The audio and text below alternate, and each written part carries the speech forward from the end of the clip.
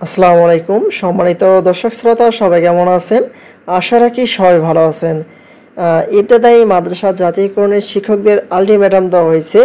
এই রিপোর্টটি প্রকাশিত হয়েছে 18 মে 2025। এখানে ইবতেদায়ী মাদ্রাসা সম্পর্কে বিস্তারিত কী বলা হয়েছে আপনাদের মাঝে জানিয়ে দেওয়ার চেষ্টা করব। আশা করি ভিডিওটি মনোযোগ সহকারে শেষ পর্যন্ত দেখার চেষ্টা করবেন। আর আমাদের চ্যানেলটিতে নতুন হয়ে থাকলে অবশ্যই চ্যানেলটি সাবস্ক্রাইব করে পাশে থাকা বেল আইকনটি অন করে রাখবেন।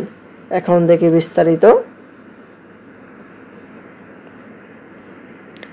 দেখতে পাচ্ছি বলা হয়েছে প্রাথমিক বিদ্যালয়ের মতো মাদ্রাসা শিক্ষা বোর্ডের নিবন্ধনভুক্ত সব স্বতন্ত্র ইবতেদায়ী মাদ্রাসা জাতীয়করণের দাবিতে আলটিমেটাম দিয়েছেন শিক্ষকরা।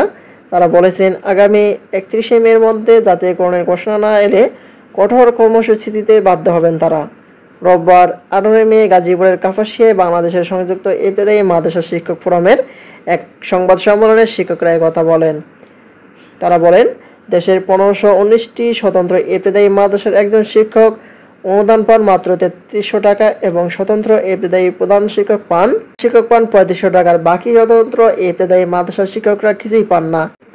পক্ষান্তরে সরকারি প্রাথমিক বিদ্যালয়ে আছে 65,000 আর আমাদের ইবতেদায়ী মাদ্রাসা সরকারি মাত্র 3টি, যা 92% মুসলমানের দেশে মেনে নেওয়া সম্ভব নয়। তাই এই বৈষম্য দূর করে সরকারি প্রাইমারি ন্যায় আগামী 31শে মের মধ্যে সকল সংযুক্ত ও স্বতন্ত্র ইবতেদায়ী মাদ্রাসা জাতীয়করণের ঘোষণা সহ অধ্যাদেশ বা প্রজ্ঞাপন বা গেজেট দিতে হবে। এখানে ইবতেদায়ী মাদ্রাসা শিক্ষকরা আন্দোলন করে যাচ্ছে। তারা 31শে মের মধ্যে একটি ফলাফল চাচ্ছে যে প্রজ্ঞাপন জারি করার জন্য ইবতেদায়ী মাদ্রাসা জাতীয়করণ সম্পর্কে। এই হচ্ছে সর্বশেষ আপডেট।